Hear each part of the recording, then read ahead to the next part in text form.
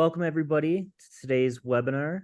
I'm Trenton Bodin, Director of Technology for Tristan and Associates, and I'm delighted here to host this session on the evolving trends in real estate marketing on Google. We're fortunate to have Dan Lott, VP of Client Marketing at CINC, who oversees $30 million in Google lead gen spend for real estate. And today, Dan is here to share his expert insights on key aspects such as the cost of buyer and seller leads, the dynamics of Google's real estate lead value index, and how today's technology and legal changes are influencing our industry. And as we go through this presentation, please feel free to drop any questions into the chat as Richard from CINC will be there to answer them as we go. Before we get started, why don't everybody who's joining us drop into the chat where you guys are from.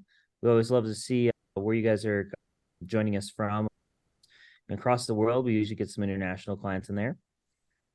And as people are starting to drop those in, Dan, if you want to introduce yourself a little bit, and then we can get started. Thank you very much, Trenton. Yes, I'm Dan Lott. I'm the VP of Client Marketing for CINC. And so I oversee the lead generation team at CINC. And CINC, if you don't know, it's a real estate platform for generating leads and converting them into sales. And we've been around for around 10 years. And we've generated over 30 million leads on behalf of our clients. So we are one of the biggest players in the real estate lead generation business. All right, so today, what I want to talk about is 2023 so far. How's it going? What exactly does drive the cost per lead for real estate leads? And then a couple topics you may know about: the Google lawsuit, which is ongoing, and considering the gravity of this issue, it doesn't get a lot of publicity. I just want to talk a little bit about that and how that could affect you. I'll talk about AI. This is something that there's a lot of publicity about this. And then just talk about some of the resources that CINC has that even if you're not a CINC client, you can avail yourself of. I assume all you who are listening have some experience with real estate leads, whether going through one of our competitors, through us, or just doing it on your own through Google or Facebook or whoever. So these could help you improve your performance, just piggybacking on what we have done. And so what we have done at CINC is, over the last 10 years, we've invested millions and millions of dollars in creating these tools for real estate lead generation. And some of this, the results of this are very applicable to any company. We use it with us, but any client could benefit from it. All right. How are we doing? This is just a slide. That's the team. I got to show off my team. Our lead generation focus is to deliver the most high quality leads in your preferred areas for the least amount of money. And then preferred areas is always very important because it's always very flexible. But that's our crew. 2023 so far has been pretty good. Last quarter especially was better than I thought it was going to be. And the first half was okay. So what's important here is that in Google buyer real estate lead generation, the first quarter is by far the best quarter. And then the cost per lead goes up, up, up until the fourth quarter. And then it goes back down. It's a cycle. It's almost every year it's been like that. What is interesting this year is we have reversed the trends for the first time in around 5 years. And I'm not sure why that is. Maybe it portends an improvement of the home buying market. But in the third quarter, the cost per lead was better than it was in the second quarter. So that's a really good trend for Google buyer. And we've seen that as well on our data, is the nice trend of how that's been switching too. Yeah, I like the sound of that. So yeah, so it's not just us. And then on the seller side, the cost of seller leads is a lot more. It's twice, or at least I think it's around twice. But what was good is that last quarter was the best in 2 years. So that's a good trend also. We got little stars there. And I know we're just talking about Google, but as I'm sure Trenton could also say, that Facebook also has a lower cost per lead. All categories of Facebook buyer, Facebook team listing ads, which is a different type of buyer, at CINC, which is really good. That's $4.30. And then ListCast, which is our remarketing. It's all less than Google buyer, even though the Google buyer leads is a really good price for the Google buyer leads. All right. This is something that Tristan has mentioned before, and this is one of the key metrics of what I look at when analyzing how we are doing and what are some of the trends for the Google buyer cost per leads. And it's really pretty simple. All right, so this is home sales from the last 10 years. Over time, it went up, up, and then it went down in 2022. This is Googling the phrase homes for sale. It went up, up, and then it went down at the end. So there's a very strong correlation between the number of people who are Googling the phrase homes for sale and the number of homes that are sold. When you think about it, it's obvious. How does that tie in with the cost per lead? And it makes sense there, especially with how things are going too, with less people out there shopping for homes, and they're not going to be searching for them because most people can't afford them at the moment right now. Exactly. They're not interested. They know they're priced out of the markets or the rates are too high, so they're not actively searching. And so this slide, it's an inverse way of looking at the cost per lead. It's the amount of leads you can get for $20, but it mirrors exactly the other slides, and it's up, up, down. We had a couple outliers of years. In 2015 is when CINC started investing in automation, which caused the cost per lead to go down, the number of leads to go up. 2019, we did another kind of inside our company thing that was really successful. And then 2020 was an outlier because of COVID, which caused the conversion rate in advertising to spike significantly, and which caused the cost per lead to crater. So that's why this is so high. If you take out this bar or lower it, this would mirror again those two other charts. So all three are correlated very closely. And so why does that matter? It matters because home sales are down this year. So that's why cost per lead is up this year, although it's not up as high as I would have expected, considering how far down the sales are. And then what it means is for you, next year, probably the cost per lead is going to go up again. And that is just because home sales are expected to decrease again, because there's no magical bullet to, well, even though the entire market is showing that the cost per lead should go up, it's really hard to make something magic happen and make the price go down. But so next year it probably will go up. The next year, if the forecasts are pointing to it improving, then in 2 years the cost per lead is going to go down. But if you need more leads, you can go with search advertising or increase your budget. Those are the two. Yeah, increase your Google search budget. Social advertising, we've had a lot of good luck with social advertising. I know there's a stigma attached to it. People say search is always better, but we found that the closing rate on social ads, Facebook, Instagram, is just as good. Social is not as correlated to home sales. Yeah, and I think it's important to note as well as where that cost per lead should fluctuate, and what you would think that it would be a lot higher. It's nice to see that it hasn't jumped in a large amount, so where maybe it might be $2, $3, $4, $5 more, or we might start to see like a $2, $3, $4 less. And we're noticing as well on from pay-per-click to Facebook, Instagram, the difference of where we would have a new listing ad coming at a certain price. Now it's maybe $1 or $2 more for the buyer leads. Maybe it's a $2 or $3 more. But then we're also starting to see that at times, depending on what the home is in the price range, that's starting to be where if it's in that range where it's more of an entry level, it's starting to really pick up and actually like decrease for us. So I'm curious, is that something that you've noticed in 2023 with the different trends based on affordability and the home value? Is that changing for you guys? So it's really hard to tell on that. It would stand to reason that it would, but I can't really tell on that. I should have an answer. You should have told me that beforehand. I would have thought of a clever answer. But anyway, so the Google lawsuit, which like 20 years ago, there was a big Microsoft lawsuit, and that was like the lead story on the news every day, was like this big Microsoft lawsuit.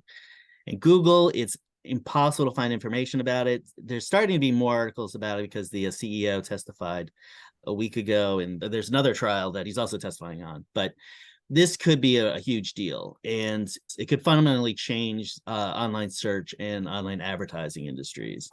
And from Google, it could cause the breakup of Google, which is a big deal for Google. It'd be broken up. And that could mean like selling off YouTube. You probably know YouTube is owned by Google. And then they could also sell off their display capabilities. So that's what could happen from Google's standpoint. But from your standpoint, as an advertiser, what does it mean? And I think this had some very interesting stuff. All right, as I said, it could break up Google. And in general, it's going to make ad buying more complicated. Whatever they decide to do, I assume they're going to do something. If they sell off YouTube, then it's going to require two different systems of two interfaces, things like that. But the most interesting thing from it is just following the trial and reading the exhibits online and reading the testimony. It's really eye-opening in terms of the role of Google in the advertising industry and how much of an impact money is on Google, which is surprising for a company that's worth $1 trillion or $2 trillion or whatever. They actually think money is important. But so it's a lot more focused on money than they would lead you to believe. It's not a perfect auction. They always say, "Oh, it's a perfect auction. It's all based on these levers, and there's nothing we can do." And they've released contradictory information where the head of advertising said the exact opposite of what he said at a symposium a year before or whatever. So they are able to just manipulate the results based on if they need revenue for a quarter. And just in general, Google advertising is complicated, and they use that to increase their profitability. And so my recommendation to you is to not just blindly trust what their ad experts say. If you are advertising with Google, you probably have a ad rep or somebody who reaches out to you, and often they don't work for Google. If you look at the bottom of the emails that they send out, there's like disclaimers, yeah, we don't work for Google. So they are trying to get you to spend more money with Google. Their suggestions are always either to raise your bids or to raise your budgets, depending on which makes sense. I'm not saying they're terrible people, but their goal is to make money. Just take it with a grain of salt. Some of their suggestions are good, some are bad, but don't necessarily do everything. There's that optimization score, which is part of the Google ad process where they try to get you to approve all these recommendations so you get a higher optimization score. It's often not in your best interest as an advertiser, and so we often just disregard that. I think it could be because if you're trying to just do these marketing and as a real estate agent, thinking that you could just like cross market across different channels, I'm curious, what are your recommendations for real estate agents and marketers alike to stay agile in the face of these legal changes? I would say just partner with people and companies who have aligned interests that they know. Like with CINC, I don't want to make it a promo about CINC. It's like we win while you win. We're a fiduciary. We invest your money where we think you will get the most leads, the best leads. So just find a company or do it yourself. You have to read up on it. And it's just the fact that Google has done a really good job of making themselves seem like they're hands off. It's the market is deciding, but it's not really. So just make sure that whoever you hire has your interest in mind. And if not, just read up on it. And it's a lot of work. And that's why Google knows it's complex. And so that's why they're able to guide you to something that's more expensive. Why it's so important, why you should partner up with something like a CINC to where they can figure out what these issues are and then have solutions around these for the agents to rely on. Exactly. Because we've had all these suggestions over the years, over many years of experience, like kind of seeing when a situation happens and how to avoid it. All right. And then AI, early stages. AI, not yet.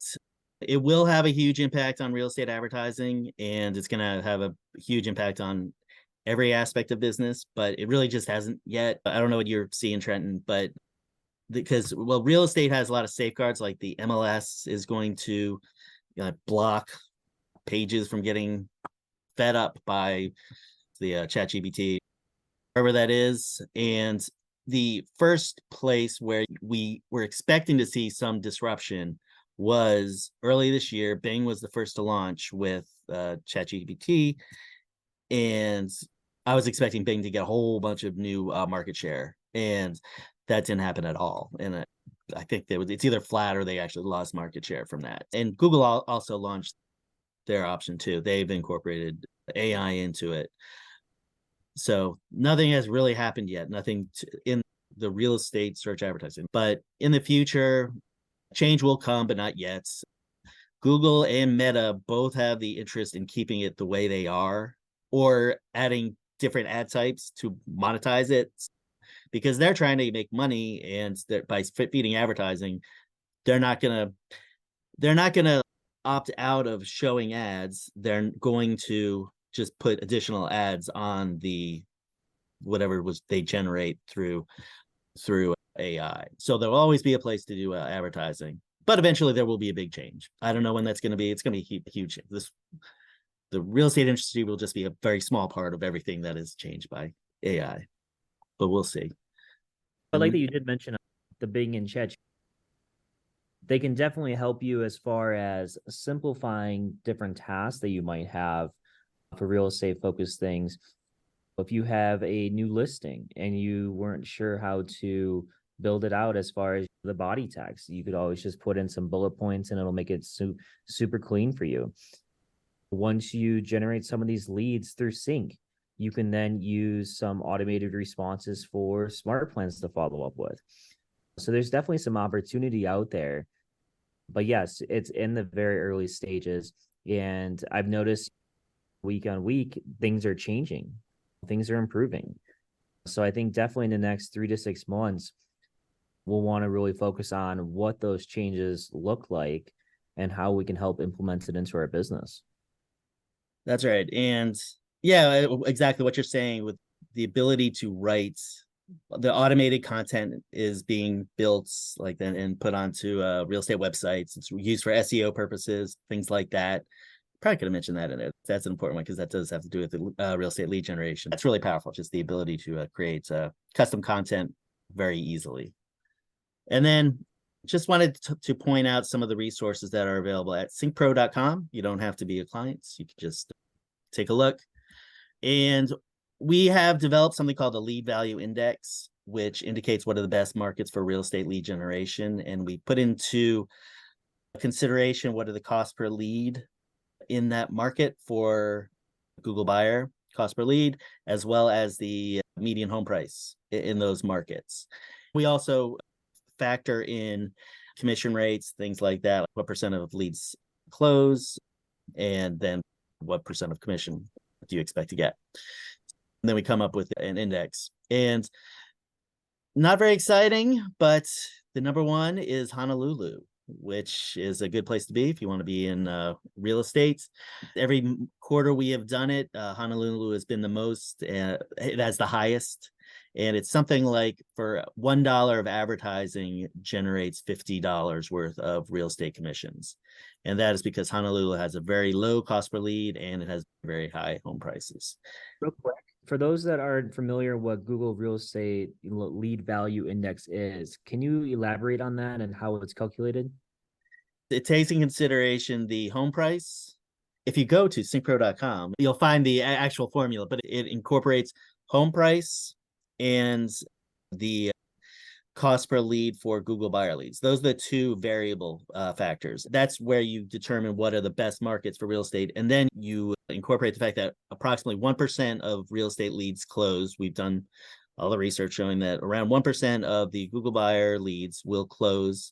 And then what are the average commission rates on that? And then you can figure out, using those 4 data points, you can figure out how much commission you could expect to get with $1 in advertising for Google buyer leads. So that is what the lead value index is. So generally it is the higher price home markets have a higher lead value index, which kind of makes sense. Those areas generally do also have a higher Google buyer cost per lead, but the home price overwhelms that. And that would make sense because, like with CINC, we have a lot of clients. We have 3,000 or so clients, but they're more in the higher end areas than the lower end areas. Would make sense just because you get the better commission rates. And it's almost a 10 times return on an investment for each dollar invested in the advertising. That takes out of consideration the platform cost, but each dollar invested will return around 10 times return, not 10%, 10 times. What you're saying is we can all move to Hawaii if we want to 10 times our business. No, Hawaii is 50 times. So Honolulu, I think it's a safe bet all the way around. I think pretty much being a realtor in Hawaii, or pretty much any other job in Hawaii, would be pretty good. But yeah, anyway, so go to CINC Pro and you could just look it up and download the report, and you can see all the different cities. I do a lot of reports, and this is one of the more interesting ones just because it factors in a bunch of different data points, and it changes, except for the fact that Honolulu is always number one. And then the other thing that I wanted to mention is we have something called the Super Secret Submarket Finder. And that shows what are the submarkets in your area that perform well for real estate lead generation. This is one of the strengths of CINC.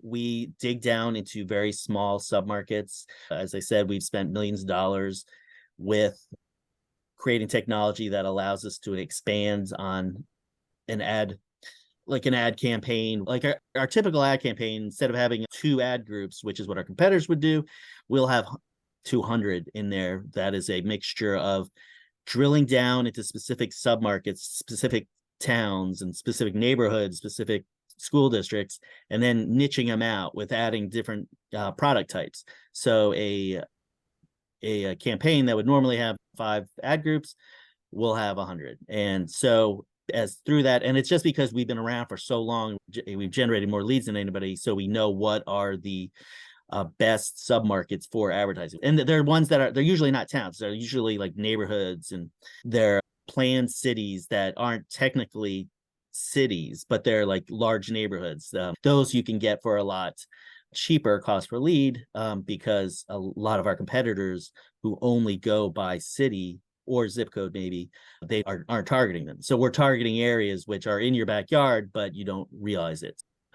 All right, so if you're doing your own lead generation on your own, just go to cincpro.com and you'll see a little pop-up that says Super Secret Submarket Finder tool or whatever, and just request access to it. And then just put in, if you're in Scottsdale, it will show what are the areas within Scottsdale and like directly around Scottsdale, which will have a better cost per lead than Scottsdale itself.